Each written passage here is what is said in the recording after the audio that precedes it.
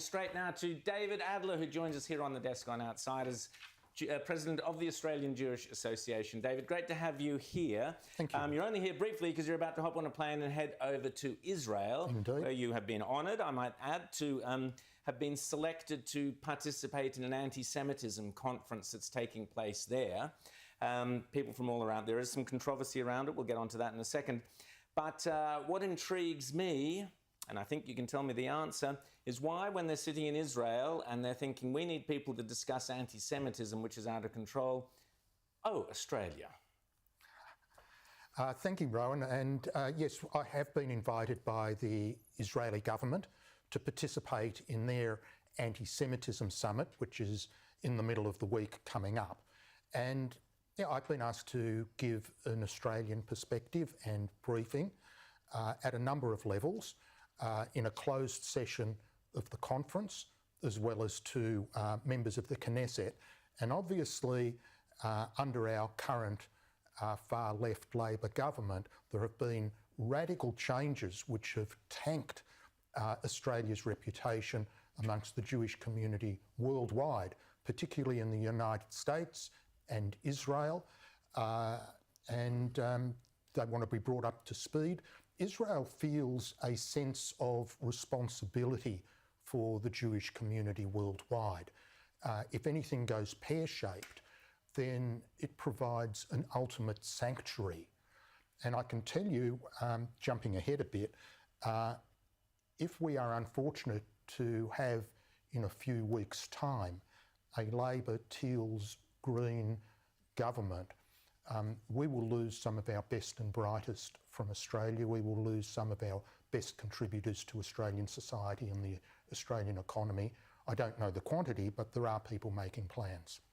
That doesn't surprise me at all. And would you point the finger of blame squarely at Penny Wong, Anthony Albanese for the anti-Semitism in this country? Is that what you'll be telling the conference? Or is it Australia's immigration policies? What has fuelled anti-Semitism in Australia? I have made public a document where we have put together the top 20 hostile decisions of Penny Wong and the Labor government. But you're right, the responsible ministers are the Foreign Minister Penny Wong, obviously the Prime Minister Anthony Albanese, and then we've got contributors like Tony Burke with the crazy immigration policy and bringing thousands of people in from Gaza on visitor visas, when we learn that over 70% of them have now applied for asylum, and Jason Clare, the missing in action education minister, who's done nothing about anti-Semitism on the university campuses. James. Well, David, I just want to go back to this prospect of a Labor minority government and that they may have to make some sort of deal. And I know Anthony Albanese always performatively stands up in Parliament and, gives a kicking to the Greens. But when push comes to shove, we know that if he needs to, he'll do a deal. How concerned are you that there could be a deal in a minority government where a Green got a seat at the cabinet table, potentially one in a portfolio dealing with national security matters? Julian Leeser in the last couple of days has said publicly that the Greens are Australia's anti-Semitic political party. Alexander Downer, our former Foreign Minister, has said very similar. And I agree that we will have someone at the cabinet table, if that horrible eventuality unfolds, that is particularly hostile to the Jewish community and frankly, I would say hostile to Australian values generally. I mean, Australia is a liberal democracy. It's supposed to be based on freedoms, on Judeo-Christian values. Whether you're religious or not's not the issue. But we do have a set of values, and a lot of what the Greens stand for and do are contrary to the interests of Australia and contrary to Australian values. So I think it's broader than the Jewish community, but we have a lot to fear if that eventuality happens. Should there be increased pressure on Anthony Albanese and Labor in general when it comes to preference deals? Because every election they give each other preferences. They're in this unofficial coalition. And it seems to be something that really doesn't seem to damage Labor, aligning itself with this radical, destructive, hard left force within the Greens. 100%, Rita. the Greens should be put last by every responsible voter. In fact, we don't tell people who to vote for, but we certainly say when it comes to the Greens, don't put them anywhere near the upper part of your ballot paper. And I think there is pressure being brought to bear. I think Advance Australia has a focused campaign ready to roll out once the election is announced. And I know also there are some grassroots community activists who are ready to go in certain seats, including the seat of Macnamara, where Josh Burns got over the line on Greens' preferences at the last election. So he particularly, because he's a Jewish MP. Because Josh Burns is a member of the Jewish community, and he has spoken out about anti-Semitism in the past, but then I do know there are many within Melbourne's Jewish community, many, who are absolutely appalled by what they have seen. Tell me about that, because on paper, you'd think he'd be a member that you would back out of Labor, because he has been outspoken and he is himself Jewish. Yeah, I suspect his heart is in the right place, but he's caught between the typical rock and hard place where the Labor strategy is determined by people senior to him, and what happens in that seat in terms of preferences will be particularly an interesting one to watch.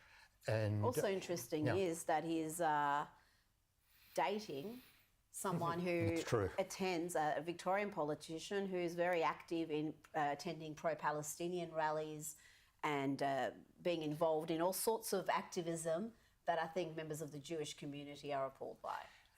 That's raised eyebrows, Rita. David, that's putting it lightly. That's putting it nicely. That's putting it nicely. David, I want to ask you about the controversy that's around the anti-Semitism conference, and there's a bit of cognitive kind of dissonance here, because the Chief Rabbi of Britain has pulled out of the conference, and he's saying, oh, there's all these right-wingers there at the conference. Sorry, there's all these right-wingers at an anti-Semitism conference. I'm struggling with where the Chief Rabbi's kind of landing on this one. What is the controversy? Is it serious? And why is it that even still within the Jewish community, I understand why, that there's deep suspicion of the terms right and left wing, or right wing going back to World War II, I understand that fully, obviously. But why is there still this ingrained suspicion of the more conservative side of politics for many left-wing Jews? Look, Ron, I think what the rabbi has done is a very bad decision, and a number of prominent Israel advocates have written to him explaining why it is a bad decision. It would be a bit like saying that, Germany and Japan were our enemies in World War II, therefore we should have nothing to do with them in 2025.